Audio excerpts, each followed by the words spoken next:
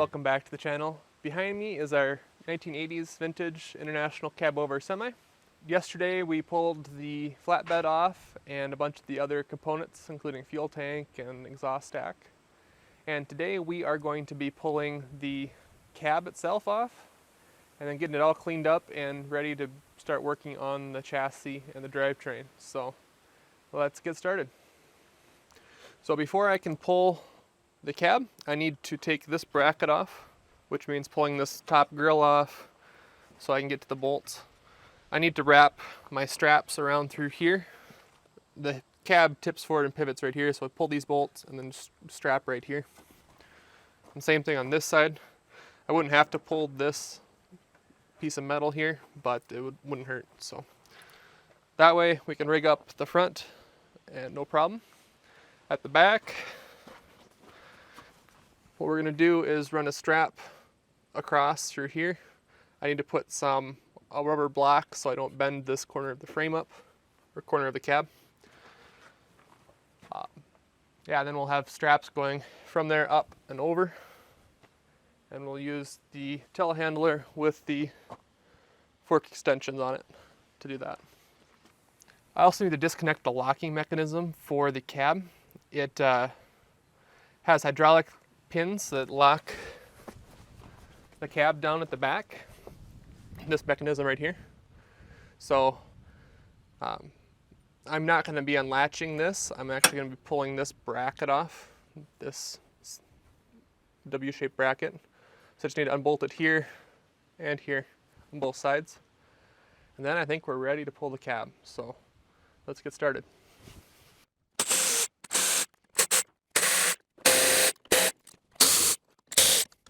Okay, so we have both of the brackets taken loose, so the back side will lift off just fine. Do a couple things at the front, and then we'll be ready to lift the cab off. Okay, to protect the corner of the cab here, because it sticks, has a little bit of a lip, what I'm going to do is cut a little chunk of this block here, secure it with a screw so it doesn't go anywhere, and we can run our strap all the way across underneath the cab and then up right here. And then we won't hurt anything.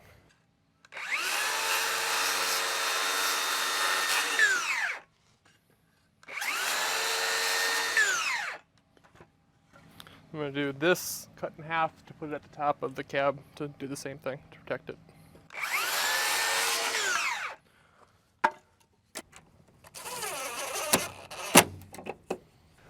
So it doesn't need to be holding it tight, just enough so that when we put the strap in, it'll land where it needs to. Or the panel here is not perpendicular to the inside here, so if I tightened it up, I'd end up bending this flange here.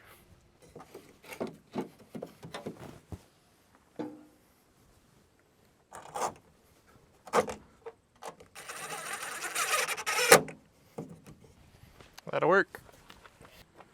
Okay, so the next step is to remove this grill and then remove this bracket.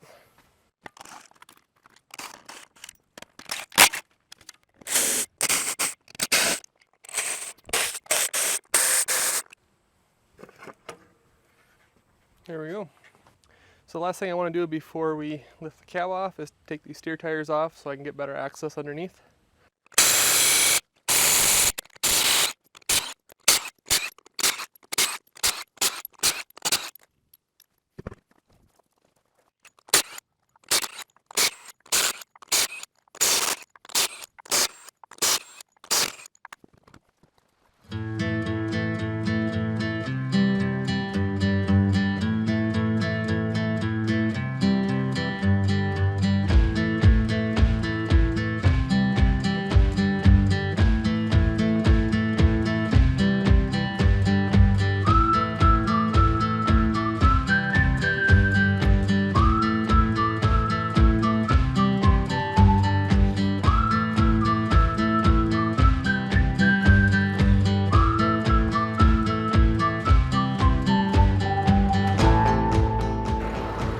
I curl back a little bit.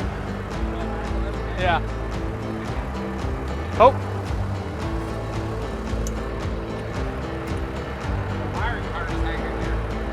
It's all on the other side. It goes up here. Yep.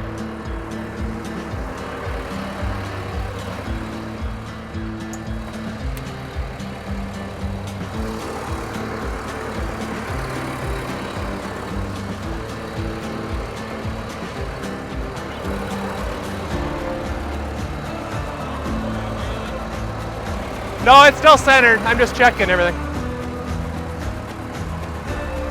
Actually, we have plenty of room on this side.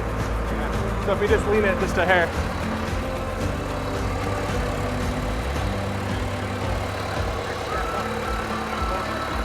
Yep. Yep.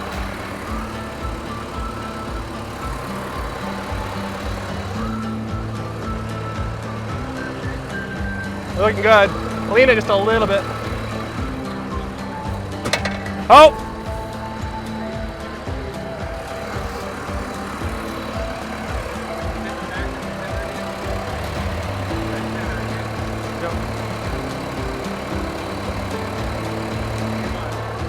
Just a little bit that way and then up. Yep.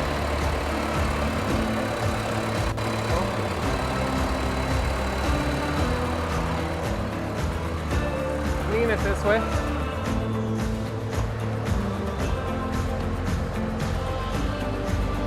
I think we're good. We have to clear the radiator.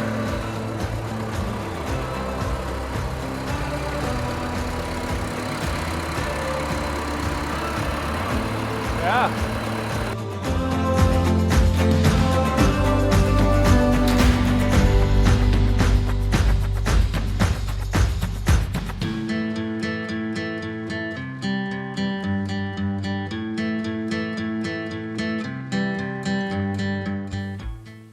Okay, the cab is on the ground.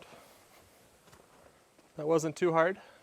Having it rigged up like we did was nice and stable. And now I'll be able to pick parts off of it really easily. Had a whole bunch squirreled away from last summer.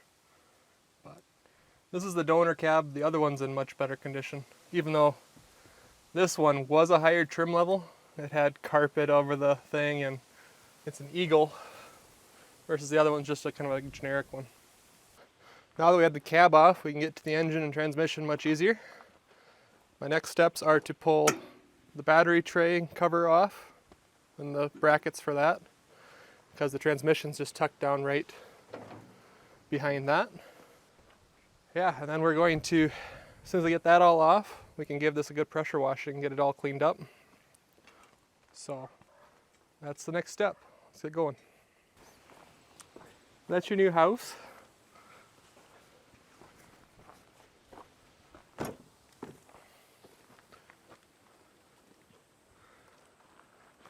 So on these semi-trucks, Cabovers, the spot where the engine sits is kind of sometimes called the doghouse. And our dog is actually in the doghouse. So I thought that was kind of funny. Right, Luna? Okay, we're gonna start pulling this off. I have a few bolts going through here. I think there's only 4 that hold this box on. Do that, and then we'll start taking these C-channels off.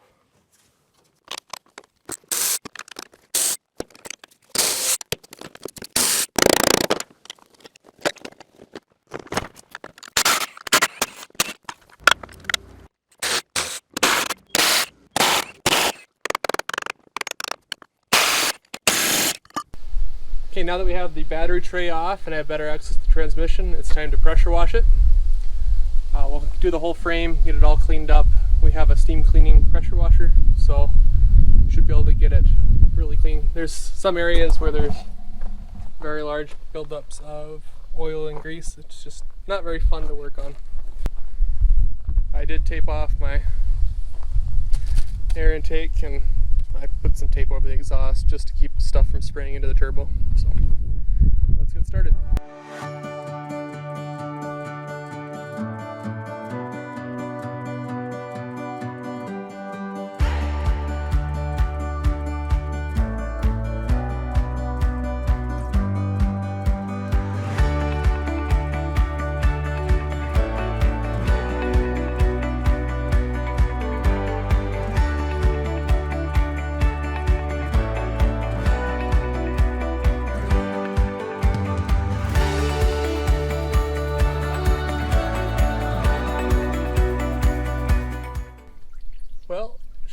clean now.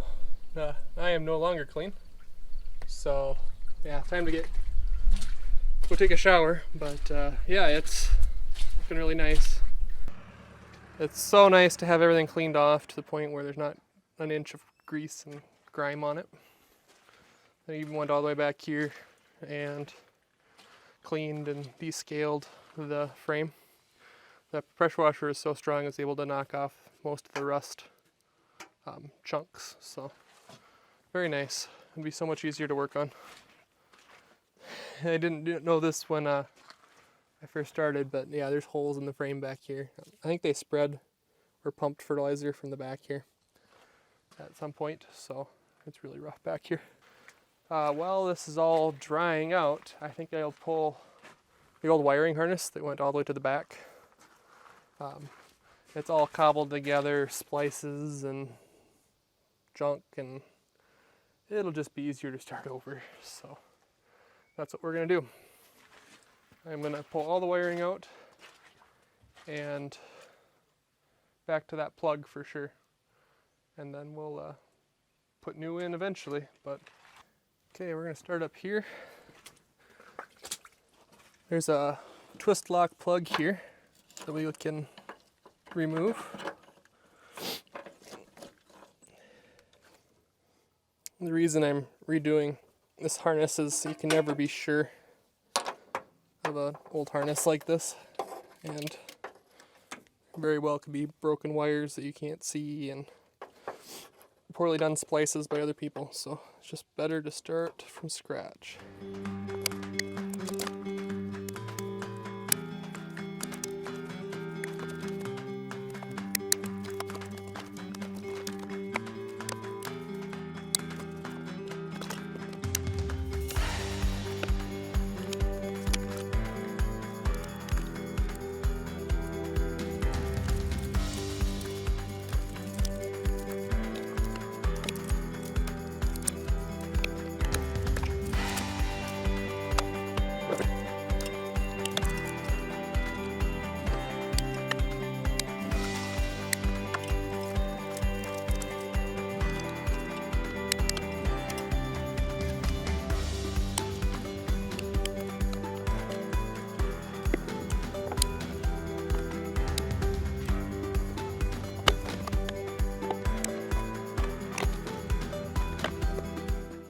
And we're at the back.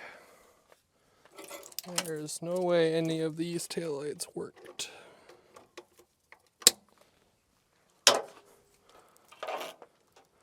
It's quite the splice job. There's wire nuts, really thin gauge automotive trailer wire. I don't know what's in this splice of electrical tape. They used a whole roll of electrical tape all in one spot. What a mess. Well, the sun is setting, so that means we're about ready to wrap up another day of working on the truck. I have to get all my tools put away before it gets too dark.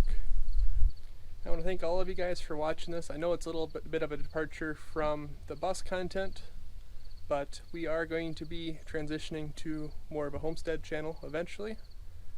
We have land out in Idaho that we're in the middle of closing on, and this truck will be really important for getting us out there and to be productive while we're out there. So thank you guys for bearing with me as we're transitioning just a little bit. If you wouldn't mind hitting the like button, it's going to really help out the channel, and let me know that you guys are enjoying this content. Thank you all for watching, and I'll catch you in the next video.